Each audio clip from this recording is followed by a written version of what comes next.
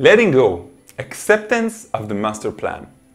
In this section, we're going to talk about how to increase our manifestation abilities. I've mentioned before that we're all somewhere on the line between the having and the being. Since we are in a free will world, we sometimes forget that even though it looks like things here are arbitrary or random, they are not. It is a combination of having pre-planned life and a free-willed life. That means that we are preordained to do certain things in life, to meet certain people, and to be introduced to certain circumstances in order for us to achieve soul-level goals. Soul-level goals that we have chosen for ourselves. Deep down inside, you know this to be true. We could not have had a higher guidance and see so many coincidences in our lives with certain people from our soul group if that higher guidance didn't know what is going to come our way in the near or far future. There are certain paths in our life that are easier for us. They are called the paths of least resistance. Those are the paths that are the easiest for us to take. For example, when we are in school and we choose to learn certain subjects, we will be attracted to those subjects that are easier for us.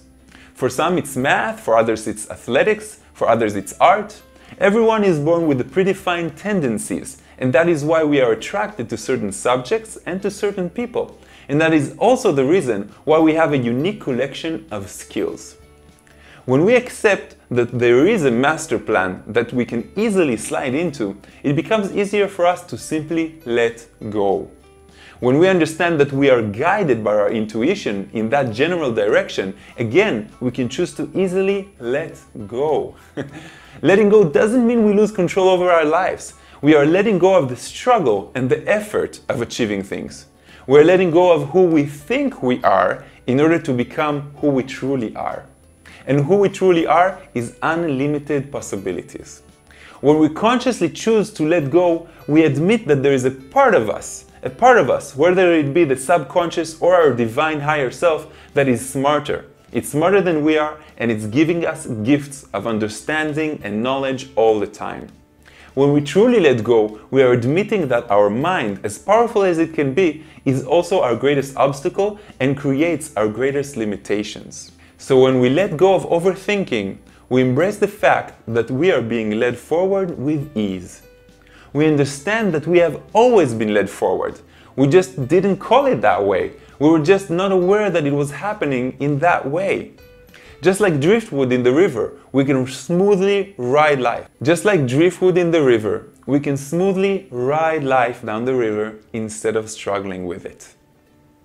Why keep a failing relationship when we know it hasn't been working out in years for us? Why keep a job that doesn't bring us any satisfaction and we haven't woken up in the morning with a huge smile on our face for such a long duration of time? So much time that we don't even remember how it feels like. That is the true meaning of being in the flow.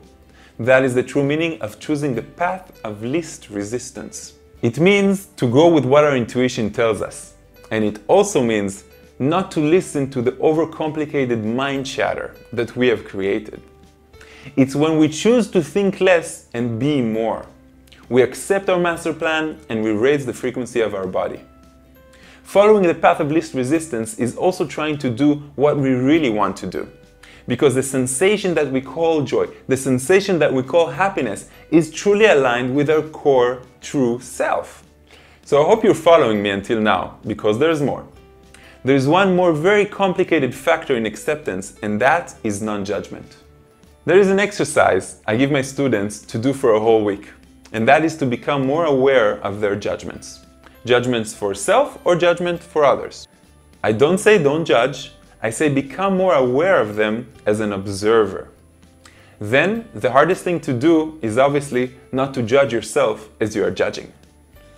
We judge all day long. We judge on the road, we judge on our way to work, we judge ourselves for not being perfect enough, we judge our parents, we judge our friends, we judge other people's way of life, their external looks, their actions on our planet, we judge the government, we judge society, so much judgment all the time. Now when we judge, we're actually saying that there's a deviation from the master plan. Now let us assume that creation was created perfectly. And within it, every man, woman, and child are perfect for who they should be at that time in their lives. Every lesson comes at a perfect time. Every shift in awareness and beliefs is perfectly aligned with each person's story and with the civilization as one. So in fact, it's only us that are looking at the picture with a good or bad perspective. When we realize this, and this is a big part of our personal development, we begin to shift our attitude towards unity and oneness. This in reality is what brings us to stop judging. We begin accepting the master plan and letting go of our perfectionism and letting go of our self-judgment. When we stop judging others, we stop judging ourselves. When we stop judging ourselves, we stop judging others. When we start loving others, we start loving ourselves. And, of course, when we love ourselves, we start loving others much more. You see, everything works in circles. So, to summarize, there is much more letting go and acceptance to be done in our lives, and this will be the greatest or the biggest accelerator of our manifestation abilities. Coming up next, happy for no reason, a different approach that will change your lives forever.